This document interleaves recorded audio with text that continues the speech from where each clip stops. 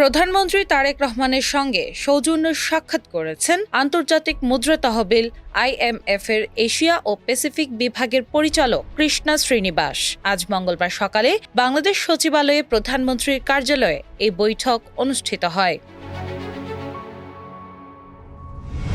সাক্ষাৎকালে তারা পারস্পরিক স্বার্থ সংশ্লিষ্ট বিভিন্ন বিষয়ে আলোচনা করেন, বিশেষ করে দেশের বর্তমান অর্থনৈতিক পরিস্থিতি এবং IMF এর সাথে চলমান সহযোগিতা বৃদ্ধির বিষয়ে গুরুত্ব আরোপ করা হয়। প্রধানমন্ত্রী কার্যালয় সূত্র জানায়, অত্যন্ত সৌহার্দ্যপূর্ণ পরিবেশে এই বৈঠক সম্পন্ন হয়েছে। এ সময় প্রধানমন্ত্রীর সাথে উপস্থিত ছিলেন অর্থ এবং পরিকল্পনা মন্ত্রী আমির খসরু মাহমুদ চৌধুরী। বৈঠকে বাংলাদেশের অর্থনৈতিক উন্নয়ন এবং ভবিষ্যৎ পরিকল্পনা নিয়ে IMF প্রতিনিধির সাথে মত বিনিময় করেন তারা।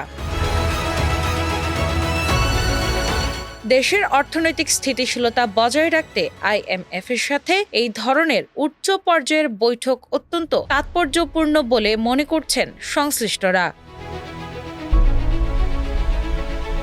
দিনা ইসলাম, বাংলাবাজার পত্রিকা।